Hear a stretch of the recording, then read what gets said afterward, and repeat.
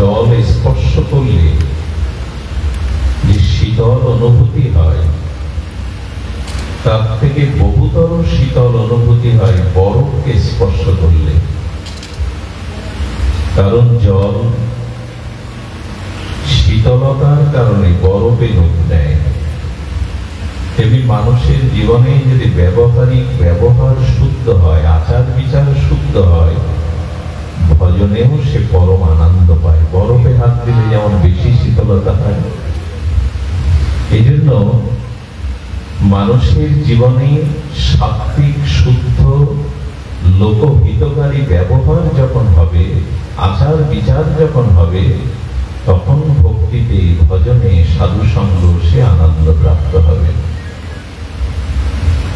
দেখুন, মানুষ কখনো ঐশ্বর্যের দ্বারা ধনের দ্বারা ভক্তি লাভ করবে এমন নয়, আর এই শরীর দ্বারাও বা ভগবানের ভক্তি প্রাপ্ত হবে এমন নয়। তার কারণ শরীরে মলমূত্রে ভরা, রক্ত মাংসের পিণ্ড এটি একরকম অশুদ্ধই। অথচ মন যদি শুদ্ধ হয়, ব্যবহার যদি সাত্বিক হয়, তবে এই রক্ত মাংসের পিণ্ডের মধ্যেও শুদ্ধ মনে সাত্বিক ব্যবহারে এই শরীরেই ভগবানের প্রাপ্তি পাওয়া যায়, ভক্তিও লাভ করা যায়। এই জন্য আমাদের জীবনের প্রয়োজন ব্যবহারিক শুদ্ধতা, ব্যবহারে ভদ্রতা। এগুলি আমাদের জীবনে প্রথমে ভাগবত লক্ষ্য করতে বলছেন। আচারো পরম ধর্ম, শুদ্ধ আচরণশীল হও। সুধীজন, মনুষ্য জন্ম লাভ করাটা ভাগ্য। নিরীদেহ আত্মং সুলভং সুদুর্লভম। ভাগবত বলছেন মনুষ্য জন্ম লাভ বড় ভাগ্যের বিষয়। রঘুপতি রামচন্দ্র বলেছেন বড় ভাগ মানুষই তন পায়া। অর্থাৎ মনুষ্য শরীর প্রাপ্ত হওয়াটা বড় ভাগ্যের বিষয়। পেয়েছি আমরা সকলে, কিন্তু ভাগ্যের থেকে অতি ভাগ্য কার? ভাগ্য মনুষ্য জন্ম পাওয়াটা ভাগ্যের, কিন্তু অতি ভাগ্য কার? বলে মনুষ্য জন্ম লাভ করাটা দুর্লভ বটে, ভাগ্য বটে, কিন্তু অতি ভাগ্য তার যিনি মনুষ্য জন্ম লাভ করে সাধু সঙ্গ পরায়ণ হন, তিনি অতি ভাগ্য। সবাই তো মনুষ্য জন্ম পেয়েছে, এটা ভাগ্যে, কিন্তু সাধু সঙ্গ পাওয়াটা মনুষ্য জন্মের অতি ভাগ্যবানের বিষয়।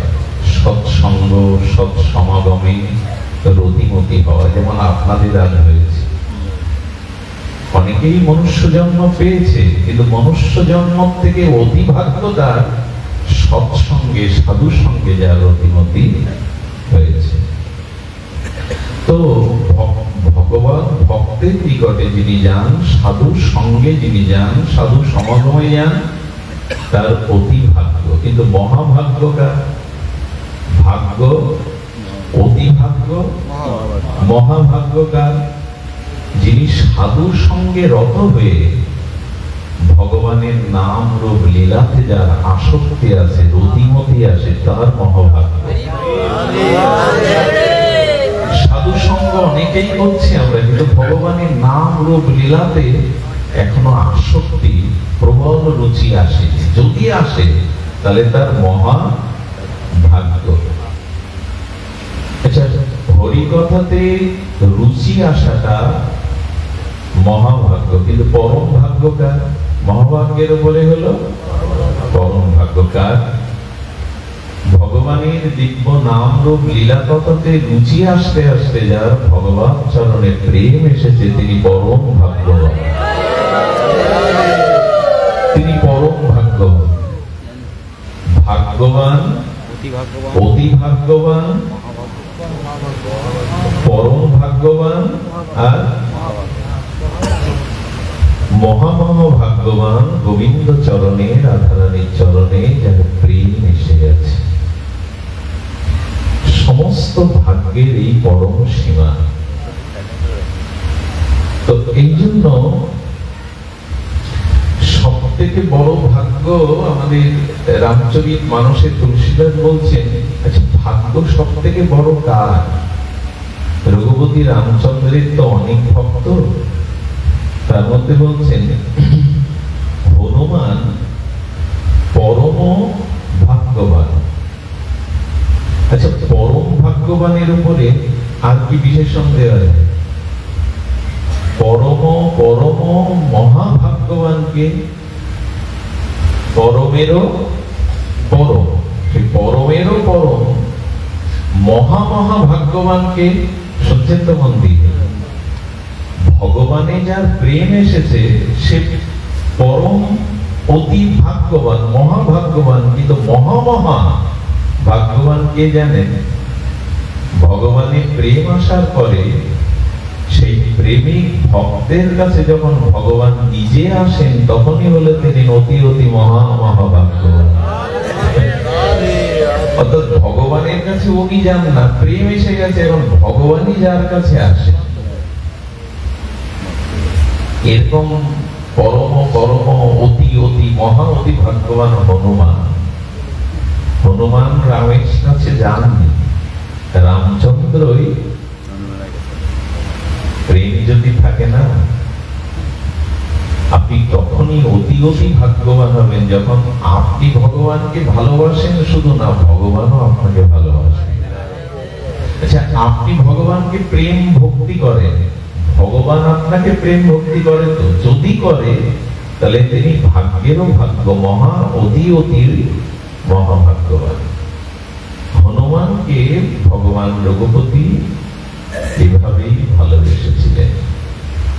আমরা ভগবানকে ভালোবাসি এটা বিশেষ কথা নয়, ভগবান আমাকে ভালোবাসে কিনা এটাই বিশেষ কথা। আমার প্রতি ভগবানের আকর্ষণ বা প্রেম আছে কিনা। তো তন্মধ্যে অন্যতম হলেন হনুমান। আচ্ছা হনুমানের ভাগ্য আমরা একটু আস্বাদন করি।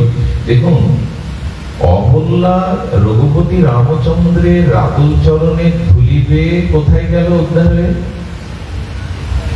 উদ্ধার হয়ে গেল পতি লোকে, পতির কাছে।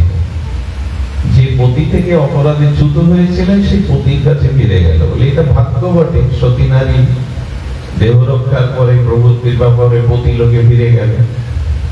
এর থেকে বড় ভাগ্যবান জটায়ু। জটায়ু এই জন্য ভাগ্যবান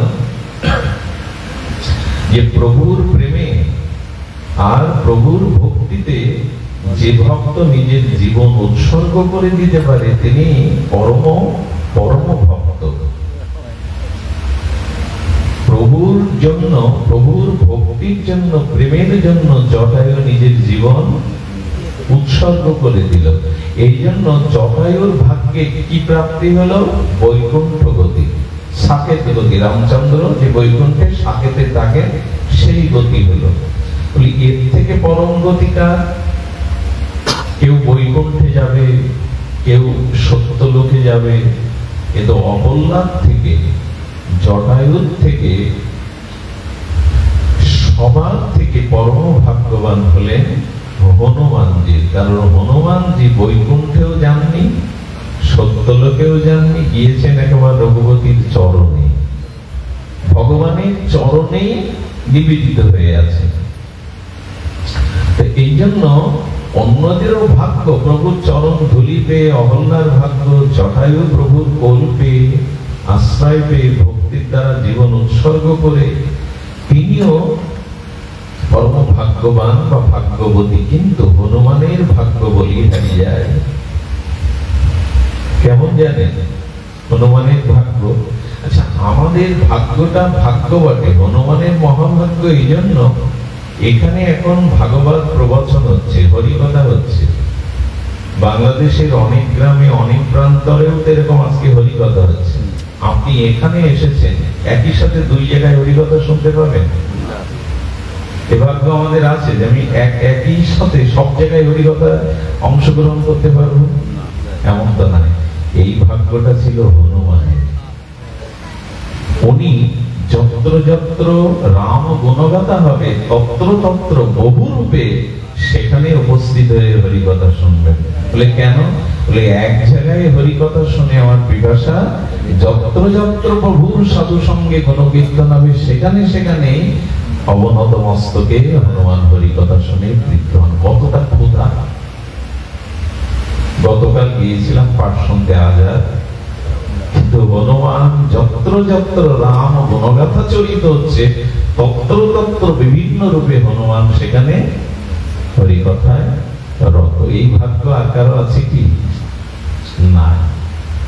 আসলে পবন পুত্র তো বাতাস যেমন সবখানে, হনুমান হরিকথা যেখানে, রামকথা যেখানে, হনুমান সেখানে। পবন পুত্র বাতাস তো সবখানে বহমান, হনুমানও তেমনি যেখানে যেখানে যত্র যত্র রাম গুণগাথা তত্র হনুমান। এই ভাগ্য আর কার আছে?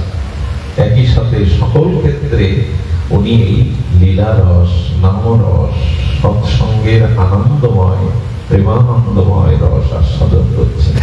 হনুমানজির ভাগ্য বলিহারি। শুধু কি তাই? হনুমানজি আপনারা জানেন লঙ্কা বিজয়ের পরে রঘুপতি রামচন্দ্র অযোধ্যার যখন সিংহাসন ভার গ্রহণ করলেন, একে একে সবাইকে তিনি বিদায় জানিয়েছিলেন। লক্ষ্য করুন, একে একে সবাইকে বিদায় দিয়ে দিলেন। সুগ্রীবকে দিয়ে দিলেন কিষ্কিন্ধার রাজত্ব, বিভীষণকে দিলেন লঙ্কার রাজত্ব, জাম্ববান চলে গেল। সকলেই যেতে যেতে আছে মাত্র দুজন, অঙ্গদ, যুবরাজ অঙ্গদ এবং ভক্ত শ্রেষ্ঠ হনুমান।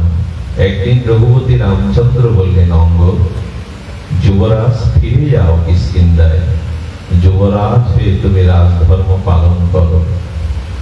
হাত জোর করে সজল নয়নে বললেন, প্রভু তোমার চরণ ছেড়ে কোথাও যেতে ইচ্ছা করে না, আমাকে কৃপা করে তোমার চরণে রাখো। বললেন, না, তোমার অনেক দায়িত্ব, তুমি যুবরাজ হয়ে কিষ্কিন্ধার প্রজাদের পালন করো, সেবা করো, ফিরে যাও। প্রভু কাউকে না কাউকে তো মালিক রাখেন নিচ কাজ করার জন্য, আমি না হয় সেই নিচ কাজ, বাথরুম পরিষ্কার করবো, জুতা ধুয়ে দেবো, আমায় রাখো না। যুবরাজের পদ চাচ্ছে না, চাচ্ছে প্রভু নিচ কাজের জন্য যদি প্রয়োজন হয় আমাকে চরণে রাখো। রামচন্দ্র হাসলেন। হাসলেন কেন জানেন? অঙ্গদ এখনো প্রকৃত সেবা মর্ম জানেনি, আমরাও জানি না, অনেকেই জানি না। কারণ সেবাতে যিনি উঁচু নিচ ভাব যার আছে, সে এখনো সেবা হতে কতটি খুব মূল্যবান। কেউ যদি মনে করে আমি প্রভুর জুতোটা বয়ে দেব, বাথরুমটা পরিষ্কার করবো, এটা হলো নিচ সেবা। সেবাতে যদি উঁচু নিচ ভেদ কেউ করে, জানবেন সে সেবা এখনো শেখেনি, সেবার মর্ম জানেনি। কারণ শ্রী গুরুদেবকে, মহাত্মাকে আপনি যে সেবা দেবেন সে সেবা নিচ বা ছোট হতে পারে না, বরঞ্চ যে যত নিচ উঁচু বলে সেবায় কোনো ভেদ নাই। কিন্তু জেনে রাখুন, যে যত নিচে নেমে সেবা করতে পারে সে সেবাই সব থেকে মহান। আশ্রমে অনুষ্ঠান হচ্ছে, বহু ভক্তবৃন্দের সমাগম হয়েছে, ড্রেনটা জল জমে আছে, বাথরুমটা পরিষ্কার নাই। গুরুদেবের সামনে ছাতা না ধরে, গুরুদেবের হাত না ধরে ড্রেন পরিষ্কার করুন, তাতে গুরুদেব যে প্রসন্ন হবেন, পরমানন্দ পাবেন তিনি। এই জন্য কখনো যেন কোনো সেবাতে মনে করবেন না আমাকে গুরুদেব বাথরুম পরিষ্কার করতে বললো। যেই আপনি সেবা ছোট বড় মনে করবেন, জানবেন আপনি সেবক নন। গায়ের মলমূত্র পরিষ্কার করে আঁচল দিয়ে মুছে কোলে টেনে নেয়, মা কি মনে করে এটা নিচ সেবা? মনে করে কি? সেবাতে কি মা মনে করে এটা নিচ সেবা? মা যেমন সুন্দর পরিপাটি করে সাজিয়ে তাকে কোলে নেয়, আবার মলমূত্র ধুলোবালি পরিষ্কার করে অগ্নি করে কোলে নেয়। সবটুকুই মায়ের সেবা, উচ্চ নিচ ভাব নাই। কখনো মনে করবেন না যে আমার দ্বারা এই কাজটা গুরুদেব করতে বললেন, উনি করতে বললেন, জুতোটা বয়ে আনতে বললেন। সেবাতে যেন কখনো ছোট বড় বোধ হেসে বললেন, ফিরে যাও অঙ্গ, তোমার সেবাতে ছোট বড় ভেদ আছে, ফিরে যাও। চোখের জলে যখন যাচ্ছে অঙ্গদের এই চরিত্রটা আমার খুব ভালো লাগে। যেতে গিয়ে হনুমানকে সজল নয়নে জড়িয়ে ধরেছে। হনুমান, তোমার পাশে আজ থেকে ওই জায়গাটা শূন্য হয়ে যাবে, আমি চলে যাচ্ছি। তো আমি মাঝে মাঝে তুমি যখন প্রভুর চরণ সেবা করো, ওই শূন্য স্থানের দিকে একবার তাকিয়ে, আমি ওখানে ছিলাম। আর এক কাজ করো হনুমান, প্রভুকে তুমি যখন একবার প্রণাম করো, আজ থেকে 2 বার করবে। একবার যখন করো 2 বার করবে। প্রভু যদি জিজ্ঞাসা করে, হনুমান আজ 2 বার প্রণাম করলে কেন? প্রভু, অঙ্গদের প্রণামটা আমি হয়ে আপনার চরণে দিলাম। ছেড়ে যাচ্ছে কিন্তু কি ব্যাকুলতা। প্রভু, হনুমান 2 বার বলছেন, এই জন্য প্রভু জিজ্ঞাসা করলে বলবে এই প্রণামটা অঙ্গদের। মন চাইছে না, যেন প্রাণ যেতে চাইছে না। এই সেবাতে অঙ্গদ পর্যন্ত থাকতে পারল না। আসলে প্রভুর চরণে থেকে গিয়েছিল কেবল একজন, সে হল হনুমান, আর কেউ না। প্রভুকে একজন প্রশ্ন করেছিল, প্রভু হনুমানকে কেন চরণে রেখে দিলে, সবাইকে পাঠিয়ে দিলে? প্রভুর চোখে জল। প্রভু বলল, সকলের রাজ সিংহাসন আছে, ঘর বাড়ি আছে, হনুমানের কোনো ঘর নেই। আমার চরণ ছাড়া হনুমানের অন্য কোনো জায়গায় নেই। একে বলে ভালোবাসা।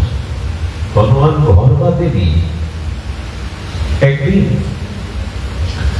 রাজসভার মধ্যে জনক মানে অযোধ্যার অন্তপুরের মধ্যে মা জানকীকে নিয়ে প্রভু বসে আছেন, আর হনুমানের জায়গা কোথায়? প্রভু চরণে। 12 ঘন্টায় চরণ সেবা করতেন হনুমান, চরণ থেকে উঠতেন না। তো হনুমান প্রভুর দিকে বারবার চাইছে, নয়ন ভোলানো যে রূপ। এখন যখন হনুমান প্রভুর দিকে চাইছে, রঘুপতি রামচন্দ্র হনুমানের দিকে তাকাতে যাচ্ছে।